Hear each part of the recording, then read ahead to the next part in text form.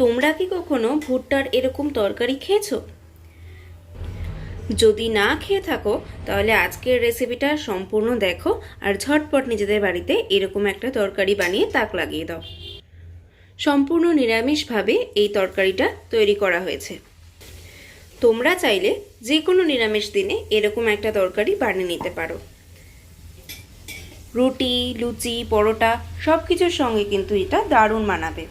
আমরা যেমন এটা লুচি দিয়ে পরিবেশন করেছি। তাহলে চলো দেখে নেওয়া যাক এটা বানাতে ঠিক কী কী জিনিসের প্রয়োজন পড়ছে। মা এখানে নিয়ে নিয়েছে ক্যাপসিকাম একটা, নিয়ে নিয়েছে দুটো টমেটো আর কর্ন। এখানে মা নিয়ে নিয়েছে জিরে আর তার সাথে নিয়েছে গরম মশলা। গরম মশলার মধ্যে মা নিয়ে নিয়েছে দারচিনি, এলাচ আর লবঙ্গ। এবার এই সব কিছু একসঙ্গে শুকনো গুঁড়ো করে নেবে।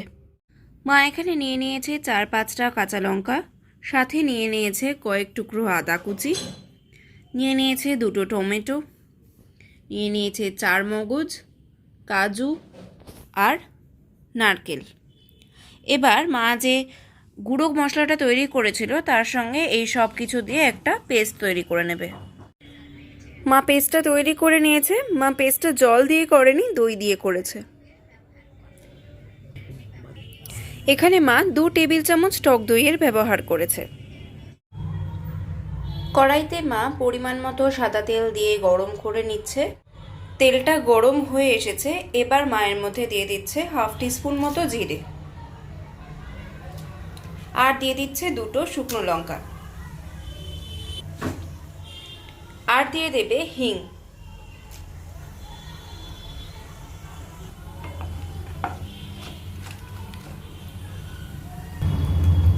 ফোড়ন থেকে একটা সুন্দর গন্ধ বেরিয়ে এসেছে। এবার মা এর মধ্যে দিয়ে দেবে টুকরো করে কেটে রাখা মাঝারি সাইজের 3টে আলু।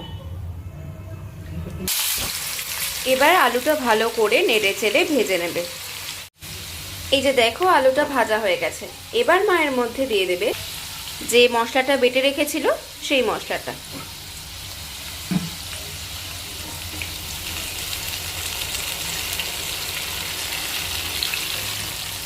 এবার ভালো করে নেড়ে চেড়ে মশলাটাকে কষিয়ে নেবে। কষানো হয়ে এসেছে মশলাটা। এবার মা মিক্সির বাটিটা ধুয়ে এর মধ্যে দিয়ে দিল অল্প একটু জল। এবার ভালোভাবে আরও একবার নেড়ে চেড়ে মিশিয়ে নেবে সব কিছু। এবার মা এর মধ্যে দিয়ে দিচ্ছে পরিমাণ মতো লঙ্কার গুঁড়ো আর দেবে সামান্য পরিমাণ হলুদ গুঁড়ো। এবার ভালো করে সবকিছু আবার নেড়ে চেড়ে মিশিয়ে নেবে। দেখো রংটা কি সুন্দর লাগছে না দেখতে। এবার এর মধ্যে দিয়ে দিচ্ছে স্বাদ মতো নুন। ভালো করে সবকিছু নেড়ে চেড়ে মিশিয়ে নিচ্ছে আবারও। এবার মা এর মধ্যে দিয়ে দেবে টুকরো করে কেটে রাখা ক্যাপসিকামটা। মশলাটা কিন্তু বেশ সুন্দর কষানো হয়ে গেছে। দেখো চারিদিক থেকে কিন্তু তেল উঠে এসেছে। এবার ভালোভাবে আরেকবার নেড়ে চেড়ে মিশিয়ে নেবে। এবার মা এর মধ্যে দিয়ে দেবে পরিমাণ মতো চিনি। মিষ্টি না হলে তো নিরামিষ তরকারি ভালোই লাগবে না খেতে।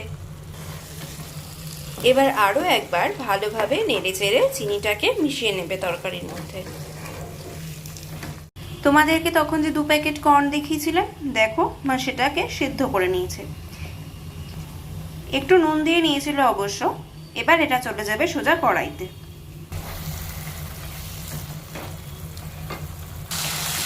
তবে কর্নটা দেওয়ার আগে মা আরও একবার এই মশলাটাকে ভালো করে কষিয়ে নিচ্ছে, কারণ যতটা কষানো হবে টেস্ট কিন্তু তত বেশি হবে।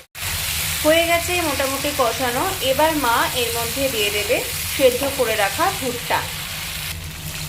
মা এখানে ভুট্টাগুলো জল সমেত দিয়ে দিচ্ছে।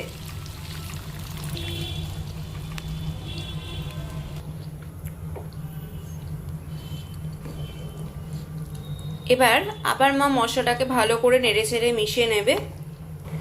এবার এই জলের মধ্যেই আলু, ক্যাপসিকাম এগুলো সব সেদ্ধ হয়ে যাবে। দেখো ঝোলটা বেশ সুন্দর টেনে এসেছে। এবার মা এটাকে আরও একবার ভালো করে ওপর থেকে নিচে নাড়িয়ে নেবে। এবার এর মধ্যে দিয়ে দিচ্ছে গরম মশলার গুঁড়ো। ভালোভাবে একবার নেড়ে নেবে।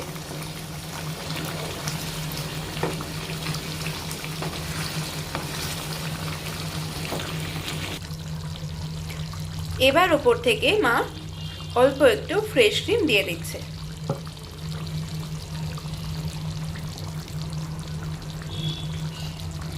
ব্যাস তৈরি হয়ে গেছে আমাদের সুইট কর্ন রেসিপি। ক্রিমটা মা একটু মিশিয়ে নিচ্ছে, আর মা এখানে ফ্লেমটাও বন্ধ করে দিয়েছে।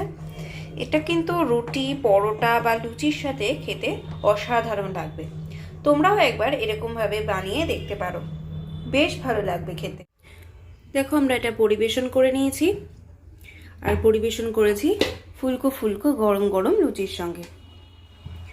তোমরাও কিন্তু চাইলে নিরামিষ দিনে বা এমনি কোনো দিনে এরকম একটা তরকারি বানিয়ে খেতেই পারো। এর স্বাদ কিন্তু হয়েছিল দুর্দান্ত। আশা করি আমাদের আজকের রেসিপিটি তোমাদের সকলের ভালো লাগবে, আর ভালো লাগলে চ্যানেলটিকে লাইক, শেয়ার, আর কেমন লাগলো সেটা আমাকে কমেন্টে জানাতে কিন্তু একদম ভুলে যেও না। আর চ্যানেলটি নতুন হলে প্লিজ চ্যানেলটাকে সাবস্ক্রাইব করে পাশে থাকা বেল আইকনটা অন করে দিও, যাতে যখনই আমরা কোনো ভিডিও আপলোড করি তোমাদের কাছে তার নোটিফিকেশন চলে যায়। আজকের মতো তবে এখানেই বিদায় নিচ্ছি। নতুন ভিডিও নিয়ে আবার খুব তাড়াতাড়ি দেখা হবে। এতক্ষণ ভিডিওটা সম্পূর্ণ দেখার জন্য সকলকে অনেক অনেক ধন্যবাদ।